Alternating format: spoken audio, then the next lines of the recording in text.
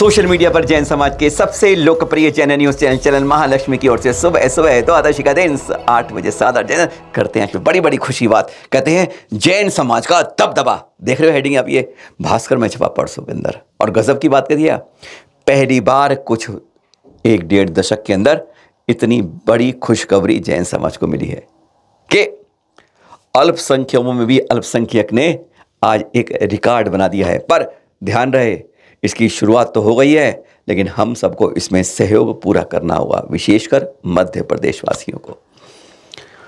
अब जो टिकट दिए गए हैं सब पार्टियों द्वारा, 4 प्रमुख से बात करेंगे हम, पहले निर्दलीय अलग हैं, तो लगभग 32 टिकट अल्पसंख्यक समाज को दिए गए, जिसमें जैन हैं, मुस्लिम हैं, सिख हैं, ईसाई हैं। सॉरी, ईसाई को तो टिकट दिया नहीं गया, सिख में 1 टिकट दिया गया, मुसलमानों के अंदर दिए गए और जैन समाज को दिए गए। सबसे ज्यादा 20 टिकट दिए गए हैं जैन समाज को, जो एक बार का नया रिकॉर्ड है पिछले 15-20 सालों के अंदर। 11 टिकट 0.78% यानी 0.5% जैन समाज की आबादी है मध्य प्रदेश में, और लगभग 5% टिकट जैन समाज को मिल गए हैं। कहें तो 4.7% कांग्रेस से और 3.8% लगभग बीजेपी से, जो एक सचमुच बहुत गौरवान्वित होने की बात है। चार्ट देख रहे हैं आप, 8 टिकट बीजेपी ने दिए, 10 कांग्रेस ने दिए, 1 आपने दिया और 1 सपा ने दिया। इसमें कुछ क्वेश्चन भी उठ गया है।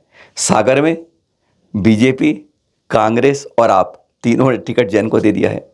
रतलाम में बीजेपी वर्सेस कांग्रेस जैन ही है, यानी जैन ही जैन लड़ जाएंगे इस तरह से।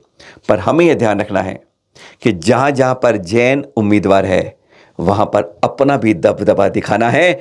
कहीं घूमने नहीं जाना है, कहीं जाना है, पहले हमें वोट देना है, मशीन पर बटन दबाना है। और बटन दबाना किसको है? जो जैन उम्मीदवार हो। ध्यान रखिएगा, यह ऐसी मुहिम बार बार नहीं, अगर आप ही नहीं करोगे इसके अंदर तो फिर कैसे होगा। एक शुरुआत हुई है वाली, और इसको हमें आगे जारी रखना होगा, क्योंकि जब शुरुआत हो और हम पीछे हट गए तो सबसे बड़ी कमजोरी हमारी होगी, और फिर अगली बार फिर दिक्कतें होंगी। ध्यान रहे, है ना, जैनों का दबदबा, अल्पसंख्यक में अल्पसंख्यक और जवाब में टिकट पर टिकट। पर यह कोई खुश खबर नहीं है, बहुत बड़ी दुख खबर है। जैनों की गिनती के हिसाब से मध्य प्रदेश में देखा आपने कितना है, 0.78% जैन है। बहुत अच्छी बात है कि 32 में से अल्पसंख्यकों के 20 टिकट जैन समाज को मिले। मुस्लिम समाज को भी पीछे कर दिया, सिख भी और ईसाई भी। लेकिन यहाँ पर एक बिहार में अभी जनगणना हुई ना, जाति गणना। अब कई जगह कांग्रेस सरकार ने कहा है कि अगर हमारी तो हम जाति गणना करेंगे। अभी सेंटर नहीं कर रहा है, पर उस एक जाति जनगणना ने जैन समाज की आंखें खोल दी हैं। ये अखबारों में छपी है और वहाँ के आंकड़े दिखा रहे हैं आपको, जो आप में से कहीं नहीं जानते हैं।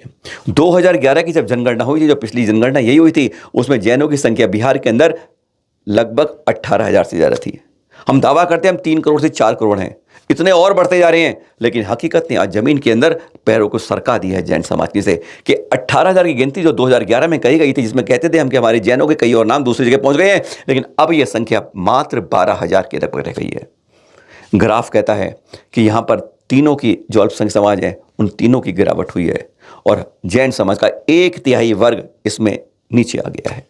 सोचने वाली बात है, 18,000 से 12,000, यानी आज जैन समाज की वहाँ बिहार में जो हमारी मोक्ष स्थली के लिए कही जाती है बात, अब तो झारखंड अलग बन गया है, नहीं तो पहले बिहार में ही था। 0.009% हैं केवल जैन, 0.009%। गिनती है 12,000। क्या कर पाएंगे अगर हमारी इस तरह गिनती 2/3 खत्म हुई है मात्र 11 सालों के अंदर, और अगर यह चलता रहा तो 25-30 सालों से हम इस तरह से, यही नहीं, क्योंकि एक जाति गणना सामने आई, गिनती आई है, औरों की आएगी तो क्या होगा। जबकि हम दावे अलग कर रहे हैं, ये बड़ा मंथन करना होगा, चिंतन करना होगा, अपनी जनसंख्या के बारे में बहुत कुछ सोचना होगा। बिहार में क्लोजअप करते हैं, सीधा पहुंचते हैं पावापुरी में। क्यों पहुंच रहे हैं? 13 नवंबर, जी हाँ, हमारे वर्तमान जी शायद महावीर स्वामी का मोक्ष लग रहा है 2550वां इसी पावापुरी है, जहां पर 2 दिन पहले से 2016 से सरकार अब मना रही हुई है। ये पता है, नालंदा क्षेत्र है, हमारे वहाँ के मुख्यमंत्री नीतीश कुमार जी की संसदीय निर्वाचन क्षेत्र, विधानसभा का क्षेत्र पड़ता है ये उनका। यहीं से अब उन्होंने पिछले 4-5 साल से 25 लाख से ज़्यादा यहाँ पर एक पावापुरी महोत्सव किया जाता है, जिसमें वह सरकार पूरा आयोजन करती है।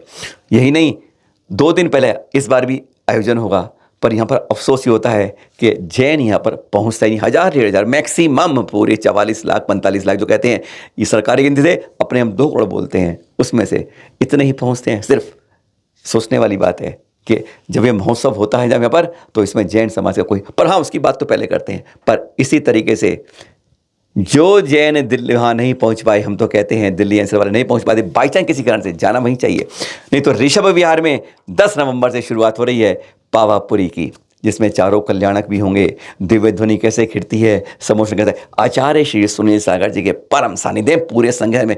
ऐसी जनवरी में यहाँ पर अष्टापद कैलाश पर्वत देखा था, और अब पावापुरी देखेंगे आप। अभी महावीर स्वामी महोत्सव की बात करते हैं आपसे इस बार। इस समय जैसा अभी आचार्य श्री प्रज्ञा सागर जी के कार्यक्रम, तो एक क्षमावाणी दिवस हुआ था अभी, विश्व मैत्री क्षमावाणी दिवस, उसमें पूर्व बीजेपी के दिल्ली के अध्यक्ष पहुंचे थे मनोज तिवारी जी। उन्होंने कई घोषणाएं की, और उस घोषणा में था कि 100 रुपये का सिक्का जारी होगा, और दिल्ली पावापुरी से कई ट्रेनें जो होंगी पावर वाली, उनके नाम महावीर स्वामी। अब हमारी बात विश्वास में कीजिए, मनोज तिवारी जी सुनिए क्या कहते हैं वो, सुनिए जरा। कि हम लोग इस अवसर पे भगवान महावीर का एक 100 रुपये का सिक्का भी जारी करेंगे, जिससे आने वाले समय में लोगों को स्मृति रहे। आप सबको ये भी बताते हुए मुझे खुशी हो रही है कि हम इस अवसर पे नई दिल्ली से पावापुरी तक कई ट्रेनों का भगवान महावीर के नाम से नामकरण भी करने वाले। अब बात करते हैं सिद्ध क्षेत्र रहसिंदगिरी। हाँ, अब जानते हैं नैनागिरी से यहाँ पर पारसनाथ जिनालय बन रहा है, यानी उसमें 3 प्रतिमाएं बड़ी बड़ी 80 इंच की। आप सोचिए कितनी हुई, 6.5 फुट से भी ज़्यादा ऊंची, 5-5 टन की हैं।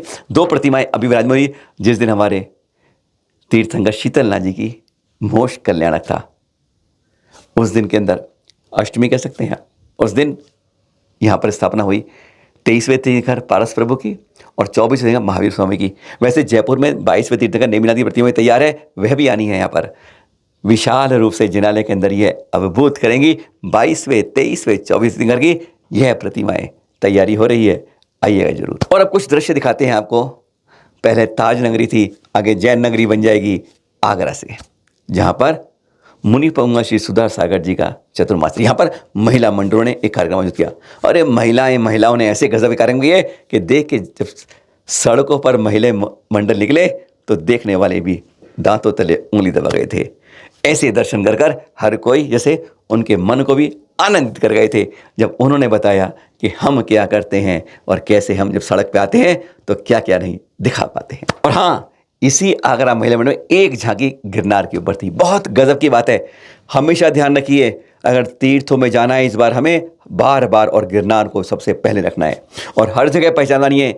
गिरनार हमारे 22वें तीर्थंकर नेमिनाथ भगवान की मोक्ष कल्याणक, ज्ञान कल्याणक तपोस्थली रही है, कर्म स्थली रही है। वही नहीं, अगर चौथी टॉक पर जाएं तो वहाँ पर अनिरुद्ध स्वामी की दूसरी टॉक पर है, चौथी पर है प्रद्युमन स्वामी की, और तीसरी बीच में शंभु स्वामी की है। यह सब याद रखना है। 72 करोड़ 700 मुनिराज यहाँ से गए हैं सिद्ध, और 536 मुनिराज 5वीं टॉक से गए हैं। यह सबको याद रखनी है, सबको बतानी है। उज्जैन शिखर 5वीं टॉक कहलाता है, और यही झांकी के अंदर सबको मन मोह लिया जब आगरा में गिरनार की झांकी निकली थी। और यही नहीं, इसकी आवाज़ गीत के रूप में गुंजायमान की डोंगरगढ़ में, जहाँ आचार्य श्री संत शिरोमणि विद्यासागर जी महामुनिराज विराजमान थे। वहाँ पर स्वाति जैन जी हैदराबाद से पत्रकारिता के अंदर हैं, और उन्होंने भी यहाँ पर आके एक गीत के रूप में सीधी सीधी बात कह दी गई लोगों से गिरनार के बारे में। जब भी जाएं, कहीं भी जाएं, गिरनार को याद रखें, भूल ना जाएं। अपने तीर्थों के बारे में, चल के बारे में बार बार कहें, और गुणगान की बजाय पहले ये करें जिसे हर की पहचान रहे, दिल में समा जाए ये तीर्थ आपके अंदर। तब कोई जो नहीं बचे रहेगा कि हमसे कोई छीन लेगा तीर्थ। बचाना है हर तीर्थ को, यही संकल्प दोहराना है बार बार। फिर मिलेंगे आपके साथ नई जानकारी के साथ। सादर जय जिनेंद्र।